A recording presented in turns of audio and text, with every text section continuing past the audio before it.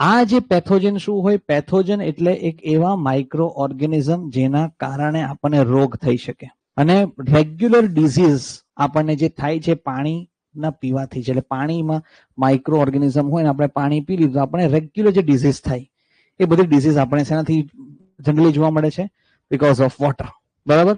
તો એ જે છે એના અંદર શું હોય? પેથોજન. પેથોજન બેક્ટેરિયા હોઈ શકે, વાયરસ હોઈ શકે, પ્રોટોઝોઆ હોઈ શકે, હેલ્મિન્સ હોઈ શકે વગેરે. અને એ જે છે રોગ ડિઝીઝ કરે છે એને કહે છે પેથોજન. હવે શું થાય કે મારે પાણીના અંદર ગોતવાનું કોને? પેથોજનને.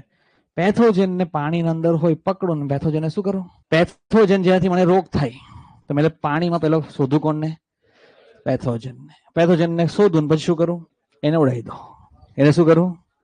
ઉડાવી દો. પણ આ પેથોજનને શોધવું અને પેથોજનને ઉડાવવું આ બહુ મોંઘું છે. આ શું છે? કોસ્ટલી છે. રૂટીન ડેલી નહીં કરાય. ડેલી આ ટેસ્ટ પેથોજનને શોધવું એ કરાય. એટલે આ કેવું છે ખબર? કે પેથોજિક બેક્ટેરિયા જે છે શોધવું સારું, but testing is costly and difficult. Routine ટેસ્ટમાં ડિટેક્ટ અને કાઉન્ટ કરવું શું છે? કાઉન્ટ કરવું ટફ છે.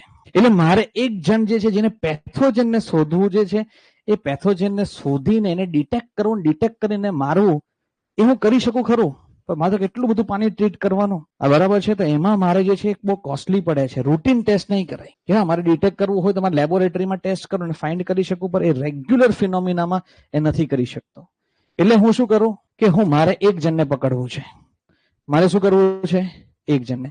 પાછું પેથોજન કેવું છે ખબર? પેથોજન એકલો નહીં ફરે, બરાબર? એ ઝુંડ લઈને ફરે. શું લઈને ફરે છે? ઝુંડ લઈને ફરે.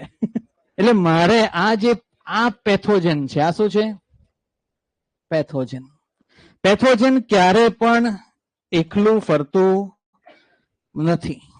પેથોજન હાર્મફુલ છે. પેથોજન શું છે? Harmful micro organism. પણ એ ફરે કોના જોડે? એ ઝુંડમાં ફરે છે.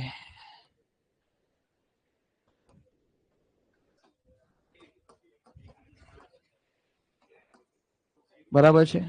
એ ઝુંડમાં ફરે છે. એના સાથે જે લોકો હોય એને કહેવાય કોલીફોર્મ. શું કહેવાય?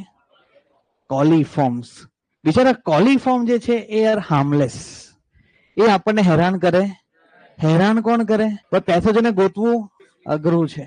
બરાબર છે? આ જે છે આ પેથોજન અને જોડે જોડે આ બધા શું? આ બધા કોલીફોર્મ્સ જે છે. અને કોલીફોર્મ્સની કોલોની, ઝુંડ નહીં, કોલોની, મોટી મોટી કોલોનીઝ હોય જોડે જોડે. હવે આ જે છે, હવે કોલીફોર્મને ફાઇન્ડ કરવું મારા માટે શું છે? ઇઝી. એટલે રૂટીન ટેસ્ટમાં હું કોને ફાઇન્ડ કરીશ? મને કોલીફોર્મ મળી ગયા તો મને ખબર છે જ્યાં કોલીફોર્મ હશે ત્યાં કોણ રહેવાનું?